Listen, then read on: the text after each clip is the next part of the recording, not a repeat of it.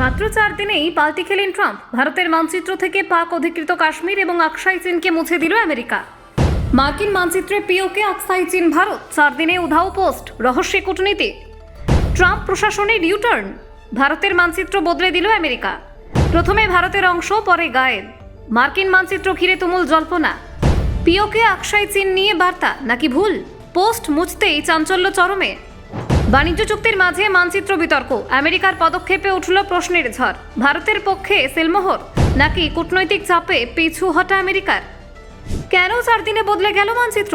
দেখুন, ভারত মার্কিন অন্তর্বর্তী বাণিজ্য চুক্তির ঘোষণার পর আন্তর্জাতিক কূটনৈতিক মহলে এক অপ্রত্যাশিত বিতর্কের সূত্রপাত হয়েছে একটি মানচিত্র ঘিরে।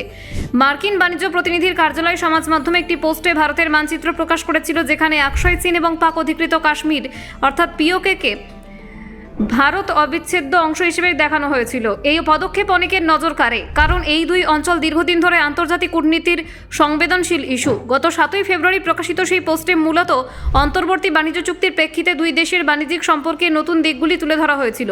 কোন কোন মার্কিন পণ্য কম শুল্কে বা শুল্কমুক্তভাবে ভারতে প্রবেশ করবে তা বোঝাতে একটি ইনফোগ্রাফিকের অংশ হিসেবে মানচিত্রটি ব্যবহার করা হয়, কিন্তু মানচিত্রের সীমানা নির্ধারণী হয়ে ওঠে আলোচনার কেন্দ্রবিন্দু।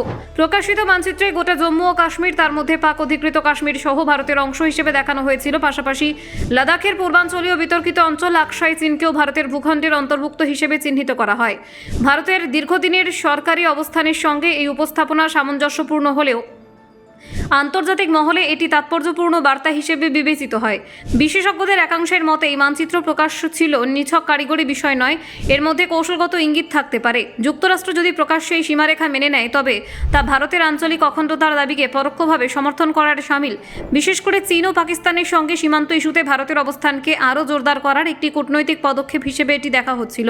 তবে ঘটনার নাটকীয় মোড় আসে 4 দিন পরে। হঠাৎ করে মার্কিন বাণিজ্য প্রতিনিধি অফিসে সেই পোস্টটি মুছে দেয় এবং একটি নতুন পোস্ট প্রকাশ করে। নতুন মানচিত্রটি আগেরটি থেকে একেবারে আলাদা ছিল এবং সেখানে বিতর্কিত অঞ্চলগুলিকে আগের মতো স্পষ্টভাবে ভারতের অংশ হিসেবে দেখানো হয়নি। এই ইউটার্ন অনেক পর্যবেক্ষককে বিস্মিত করেছে।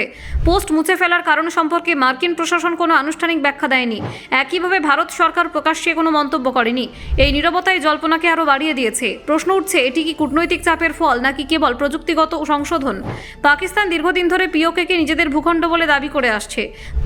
ভারতের অবস্থান হল 1947 সালে বিভাজনের পর পাকিস্তান বেআইনিভাবে ওই অংশ দখল করে রেখেছে। নয়াদিল্লি বারবার আন্তর্জাতিক মঞ্চে বলেছে যে পাক অধিকৃত কাশ্মীর ভারতের অবিচ্ছেদ্য অংশ এবং একদিন তা পুনরুদ্ধার করা হবে। অন্যদিকে আকসাই চীন নিয়ে ভারত এবং চীনের মধ্যে দীর্ঘদিনের সীমান্ত বিরোধ রয়েছে।